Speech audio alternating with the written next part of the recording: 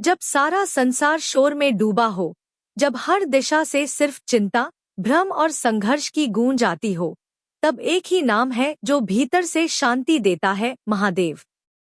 मैं वही हूँ जिसे तुम शिव कहते हो, जो संहारक भी है और सृजनकर्ता भी, जो तांडव करता है लेकिन ध्यान में भी लीन रहता है। आज मैं तुम्हें एक संदेश देना चाहता हूँ, एक संदेश शांति का, आत्मबल का और जीवन को समझने का। मनुष्य हर दिन दौड़ रहा है, कभी भविष्य की चिंता में, कभी अतीत के बोझ में, लेकिन जीवन का सार तो इसी क्षण में छिपा है। तुम चिंता करते हो कि कल क्या होगा, लेकिन क्या तुमने आज को पूरी तरह जिया? तुम्हारा मन बार बार पूछता है, मैं क्यों?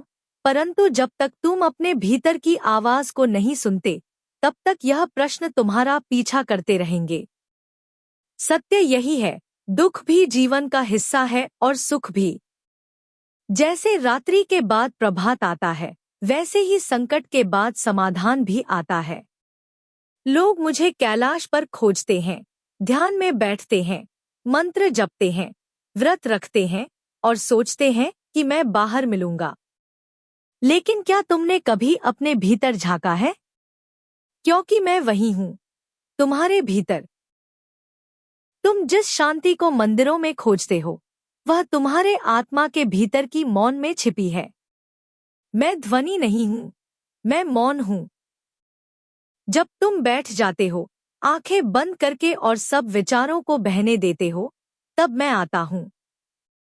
शिव वही है जो भीतर मौन को पहचान ले।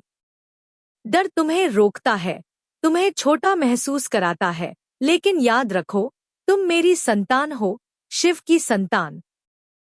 जिसने विष पिया और उसे गले में रोका, वह डर से नहीं कांपा। क्यों? क्योंकि मुझे पता था, डर को अपनाओ, वह तुम्हें शक्ति देगा। तुम्हारे डर तुम्हें तुम्हारी सीमा दिखाते हैं, और मैं चाहता हूं कि तुम अपनी सीमाएं तोड़ो। हर बार जब तुम गिरते हो, मैं वहां होता हूं तुम्हें फिर से उठाने के लिए। लेकिन याद रखो, उठना तुम्हें ही होगा। लोग कहते हैं शिव तांडव करता है, विनाश करता है।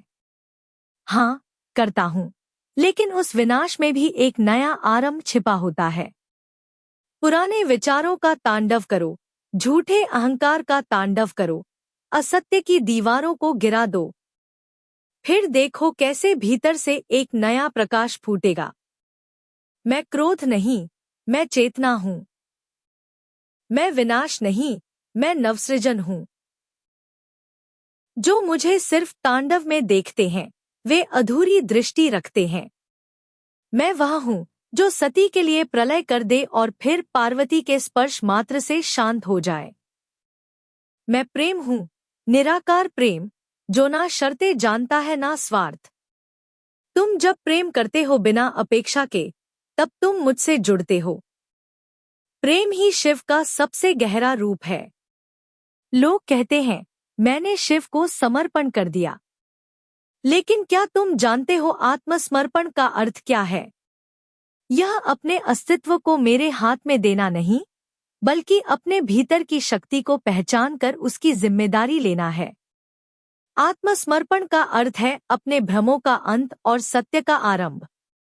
तुम जीवन को किसी मुकाम तक पहुंचने की दौड़ समझते हो, लेकिन शिव कहता है, जीवन स्वयं ही एक यात्रा है। हर दिन, हर सांस, हर अनुभव एक अवसर है स्वयं को जानने का, मुझसे जुड़ने का। तुम अकेले नहीं हो, कभी नहीं। मैं हर क्षण तुम्हारे साथ हूं। जब तुम रोते हो, मैं सुनता हूं। जब तुम मुस्कुराते हो, मैं वहां भी हूं। शांत हो जाओ, बैठो, अपनी आंखें बंद करो और उस मौन को सुनो जो तुम्हारे भीतर गूंज रहा है। वही मौन शिव है। हर हर महादेव।